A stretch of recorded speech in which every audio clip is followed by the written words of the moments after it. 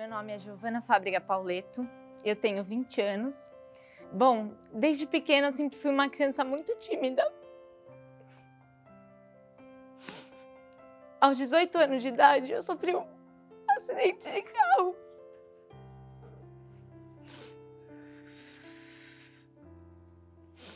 Nesse acidente de carro, 5 minutos antes do acidente acontecer, eu senti um mau pressentimento e eu coloquei o cinto de segurança. 5 segundos antes do acidente, o acidente passou na minha tela mental, como se o tempo tivesse congelado e eu conseguisse ver o acidente acontecendo. Minutos após isso, eu não conseguia mais sentir meu corpo. Eu não tinha mais noção e não sabia o que estava acontecendo. Eu só tinha muito medo. Foi então que eu comecei a ver uma luz branca, muito imensa, que me circundava. E essa luz irradiava muito. E uma imagem muito bonita se apresentou à minha frente. E essa mesma imagem me dizia a seguinte pergunta, me fazia a seguinte pergunta: você confia? E ali eu tomei a decisão mais importante da minha vida. Eu disse o sim para a minha vida, para viver. Foi então que eu comecei a voltar a sentir meu corpo e comecei a ter noção do que tinha acontecido ali.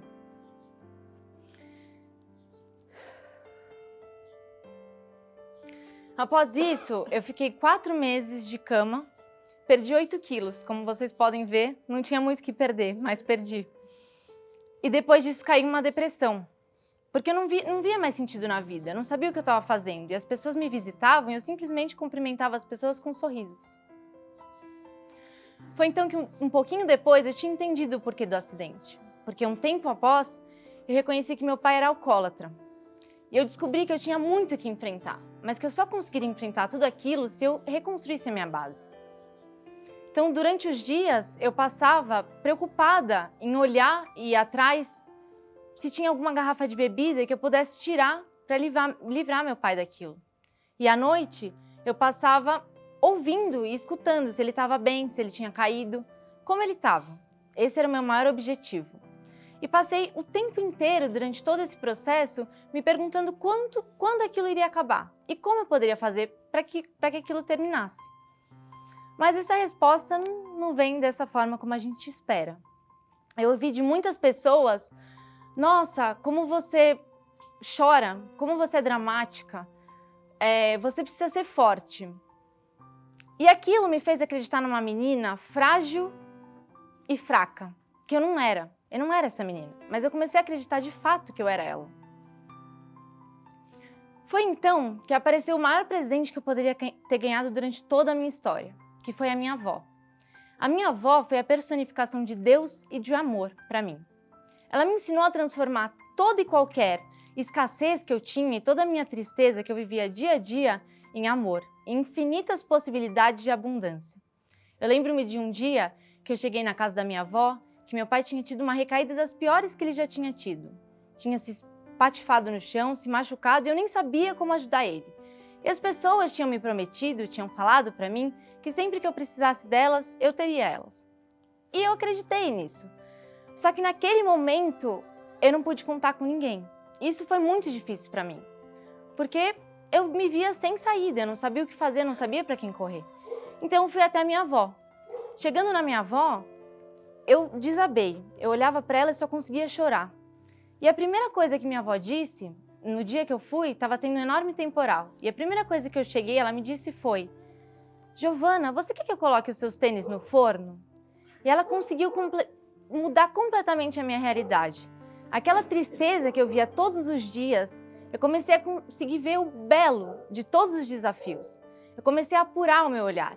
E eu percebi que o propósito da vida não era chegar a um destino final, mas sim entender que o destino era o caminho. E que o caminho, o segredo era eu apurar o meu coração, lapidar ele e me abrir para todas as experiências. Foi então que eu perdi minha avó. E perdi um dos maiores tesouros que eu poderia ter na minha vida. Quando eu perdi minha avó, eu entendi que eu realmente queria salvar o mundo. Eu queria salvar todo mundo. Só que eu entendi que quando o meu mundo desmoronasse, só eu podia, de fato, me salvar. Eu percebi também, depois da perda dela, que eu transferia toda a minha luz e todo o meu brilho para as pessoas e que eu não acreditava que eu podia ser minha super-heroína. Eu não acreditava porque eu transferi sempre esse lugar a todas as outras pessoas que estavam ao meu redor.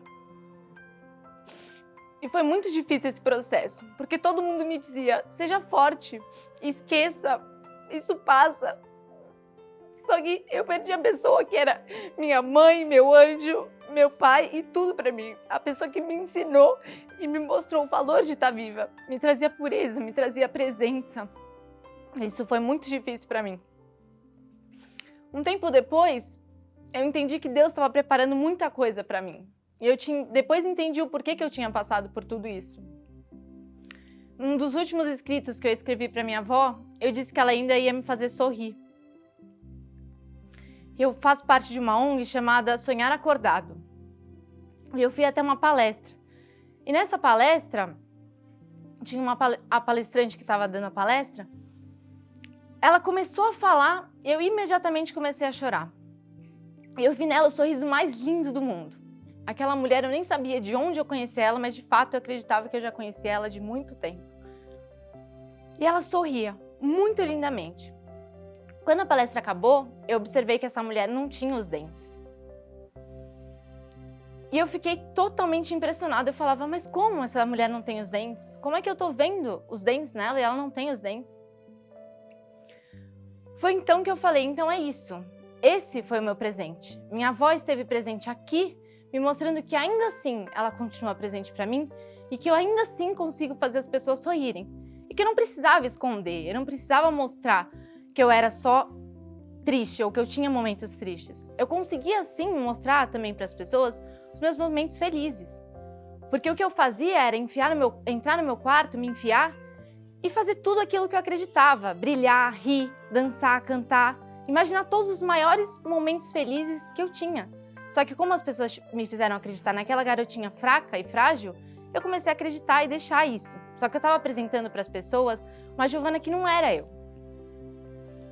Ainda assim, mais uma outra coisa para provar que nada tinha sido por acaso.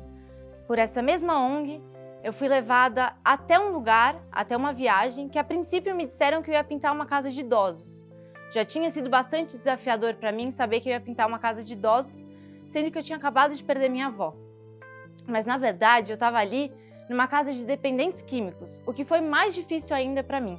Lidar de frente com uma questão que eu convivia com meu pai e que eu sabia que milhares de pessoas viviam a mesma realidade. O nome do lugar chamava Vem Senhor, Maranatá. E foi então que eu entendi toda a conexão e o fio que Deus tinha feito na minha vida. Eu entendi que fragilidade era muito diferente de sensibilidade. Eu era sensível e não frágil. Eu entendi que a maior dádiva da vida era estar vivo por simplesmente estar vivo. Porque aos 18 anos e meio, eu quase corri o risco de não estar mais vivo. E meu maior medo era não conseguir mais olhar para os olhos das pessoas que me eram importantes. Outra coisa que me foi muito importante durante todo esse processo foi entender e assumir a nossa humanidade. É importante a gente mostrar para os outros e compartilhar com os outros tudo aquilo que passa com a gente. Não precisa ser expostamente, a gente não precisa abrir tudo aquilo e nem no momento que talvez não seja o ideal para a gente. Mas compartilhar é importante. Quando a gente compartilha, a gente muda a troca. E essa troca gera novas coisas. E eu também aprendi que a gente sempre fica esperando o momento certo. Ai, o momento certo vai chegar. O momento de eu transformar aquilo vai chegar. O momento de eu tocar aquela pessoa vai chegar.